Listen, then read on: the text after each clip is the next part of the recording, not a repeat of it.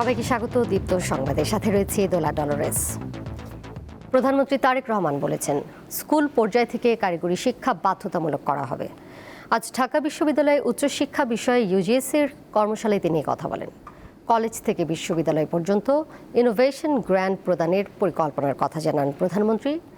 বৈশ্বিক প্রতিযোগিতায় টিকে থাকতে হলে প্রাথমিক থেকে উচ্চশিক্ষা পর্যন্ত পাঠ্যক্রম কিছুটা নতুন করে সাজানো এখন সময়ের দাবি উল্লেখ করে তিনি বলেন, এজন্যই বর্তমান সরকার একাডেমিক পাঠ্যক্রমে পরিবর্তন এনে তা সময়োপযোগী করার পরিকল্পনা করছে। সরকার উচ্চশিক্ষা প্রতিষ্ঠানে উদ্ভাবন ও উদ্যোক্তা উন্নয়ন ইনস্টিটিউট, সায়েন্স পার্ক করার পরিকল্পনা করছে বলে জানান প্রধানমন্ত্রী।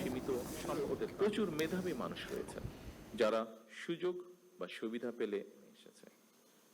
স্বাধীনতা প্রিয় স্কুল পর্যায় থেকেই সরকার শিক্ষা কারিকুলামে কারিগরি এবং ব্যবহারিক শিক্ষা বাধ্যতামূলক করার পরিকল্পনা গ্রহণ করেছে।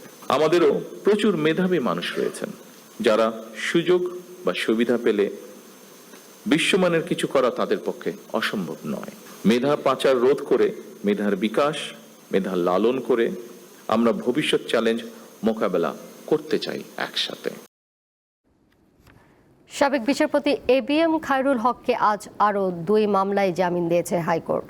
এ নিয়ে মোট 7টি মামলায় তার জামিন হলো, ফলে মুক্তিতে আর বাধা নেই বলে জানিয়েছেন তার আইনজীবী। জুলাই আন্দোলনের সময় রাজধানীর যাত্রাবাড়ী ও মিরপুর থানার হত্যা মামলায় আজ খায়রুল হককে জামিন দিয়েছে বিচারপতি KM জাহিদ, সরওয়ার কাজল ও বিচারপতি শেখ আবু তাহেরের হাইকোর্ট বেঞ্চ। এর আগে 28 এপ্রিল জুলাই আন্দোলনের সময় যুবদল কর্মী হত্যা, তত্ত্বাবধায়ক সরকারের রায় জালিয়াতি এবং দুদকের করা মোট 5টি মামলায় এবিএম খায়রুল হককে হাইকোর্টের দেওয়া জামিন বহাল রাখে আপিল বিভাগ। প্রধান বিচারপতি জুবাইর রহমান চৌধুরীর নেতৃত্বাধীন আপিল বিভাগ ওই আদেশ দিয়েছিল।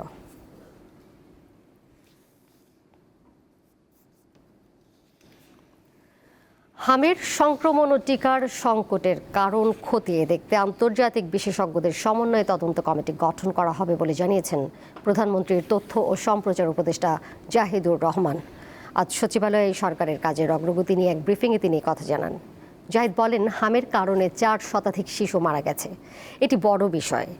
কী কারণে টিকার সংকট হয়েছে, টিকা দেওয়ার ক্ষেত্রে কোনো অবহেলা ছিল কিনা, এসব বিষয় তদন্ত হবে এবং দায়ীদের অবশ্যই শাস্তি দেওয়া হবে। দেশে জ্বালানির চাহিদা অনুযায়ী সরবরাহ স্বাভাবিক রয়েছে বলে জানান জাহিদুর রহমান।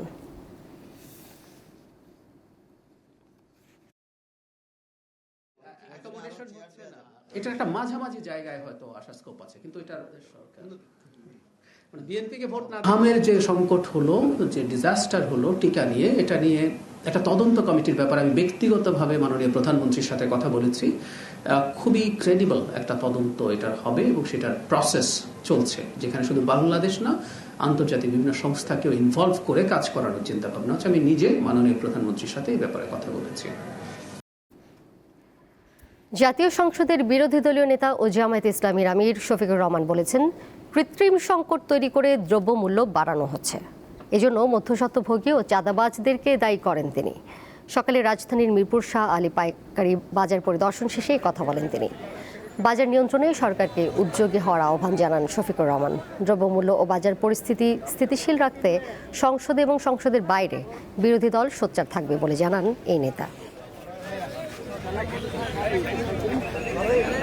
জায়গায় জায়গায় মধ্যস্বত্বভোগী, সিন্ডিকেট এবং চাঁদাবাজের কারণে আমরা যারা মুক্ত আছি, আমরা ন্যায্য মূল্যে আমাদের পণ্যগুলো পাই না।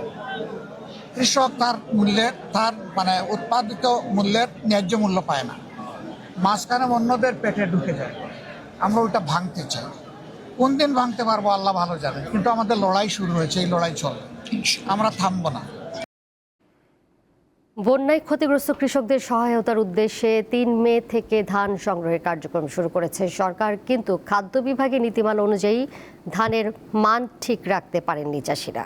তাই কষ্টার্জিত ফসল সরকারি খাদ্য গুদামে দিতে না পেরে অল্প দামে বিক্রি করছেন সুনামগঞ্জের চাষিরা। ক্ষতিগ্রস্ত কৃষকদের কথা চিন্তা করে এবছর 12 দিনে এগিয়ে গত 3 মে থেকে ধান সংগ্রহ শুরু হয়েছে হাওড় অঞ্চলে।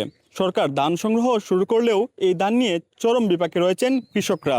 এবছর বৈরী আবহাওয়ার কারণে সরকারের নীতিমালা মেনে প্রান্তিক পর্যায়ের চাষিদের খাদ্য গুদামে ধান দেওয়াটা অনেকটা কষ্টসাধ্য।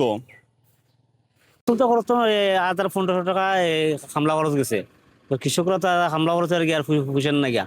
গ্রামে ধানের দর আছে তোমার 700-800 টাকা ধানের দর।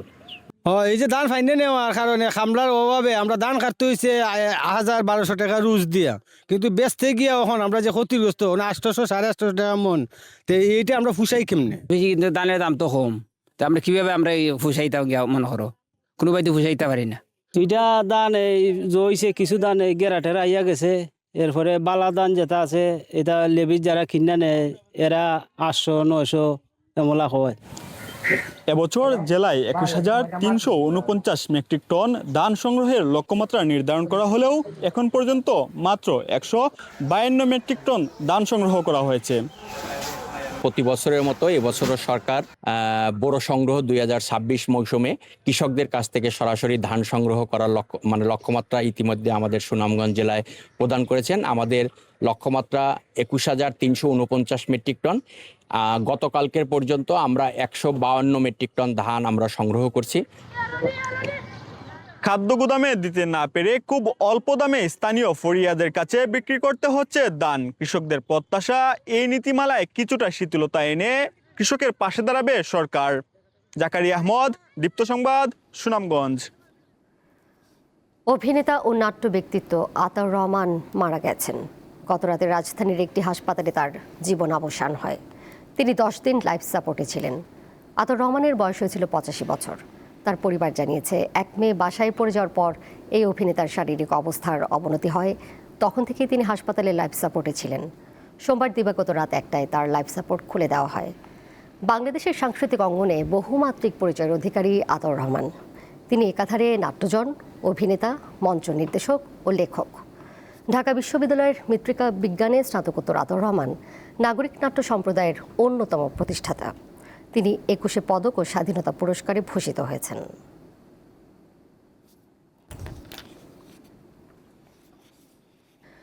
ফুটবল বিশ্বকাপ মানে শুধু মাঠের লড়াই নয়, এর সাথে জড়িয়ে থাকে ছোট বড় অনেক আবেগ। আর সেই আবেগের একটি অংশ জুড়ে আছে পানিনি স্টিকার অ্যালবাম। তবে 6 দশকের এই ঐতিহ্যের অবসান ঘটতে যাচ্ছে। 2030 সালের পর আর প্রকাশিত হবে না বিশ্বকাপের পানিনি স্টিকার অ্যালবাম।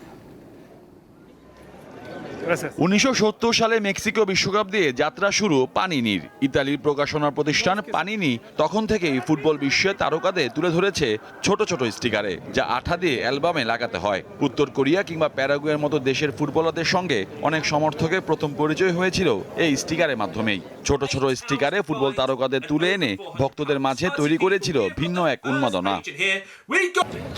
এটি শুধু শখের সংগ্রহ ছিল না, বরং প্রজন্মের মধ্যে তৈরি হয়েছিল এক আবেগের বন্ধন। তবে বেড়েছে খরচ। 1970 সালে একটি অ্যালবাম পূরণে লাগত 250টি স্টিকার, এখন প্রয়োজন 980টি, যার মূল্য প্রায় 85,000 টাকা। এবার ওয়েফা সংগ্রহযোগ্য সামগ্রী তৈরির দায়িত্ব হারিয়েছে পানিনি। তবে ভক্তদের জন্য কিছুটা স্বস্তির খবরও রয়েছে। আগামী নারী বিশ্বকাপ ও 2030 বিশ্বকাপ পর্যন্ত পাওয়া যাবে এই অ্যালবাম। এরপরই শেষ হবে ফুটবল ইতিহাসের এক সোনালী অধ্যায়। পেলের সাদা কালো কিংবা ম্যারাডোনার রঙিন স্টিকার সবই থেকে যাবে স্মৃতিতে। 1 দশকেরও বেশি সময় ধরে ব্রাজিলিয়ান ফুটবলের সমর্থক ছিলেন নেইমার। তার পায়ে জাদুতে বুঁদ হয়ে থেকেছে গোটা ফুটবল বিশ্ব। কিন্তু 2026 বিশ্বকাপের দামামা বাজার ঠিক আগ মুহূর্তে এক বিশাল ধাক্কা খেলেন তিনি। 34 বছর বয়সী এই কিংবদন্তি স্ট্রাইকার জায়গা পাননি পানিনির বিখ্যাত বিশ্বকাপ স্টিকার অ্যালবামে। 2014, 2018 ও 2022 সালের অ্যালবামের অন্যতম প্রধান আকর্ষণ থাকা সত্ত্বেও 2026 সালের অ্যালবামে ব্রাজিলের জন্য বরাদ্দকৃত 18টি জায়গার একটিও পাননি সান্তোসের এই তারকা। পানিনি অ্যালবামে বিদায়ের মধ্য দিয়ে ফুটবল হারাতে যাচ্ছে তার পরিচিত আবেগের এক অনন্য অংশ। মোহাম্মদ হাসিব, দীপ্ত স্পোর্টস। আর এই ছিল এখনকার মতো। পরের সংবাদ দেখবেন বিকাল 5টায়। এছাড়াও আরও তথ্য এবং বিনোদনের নানা খবর জানতে যুক্ত থাকুন দীপ্ত ডিজিটাল প্ল্যাটফর্মে। সবাইকে ধন্যবাদ।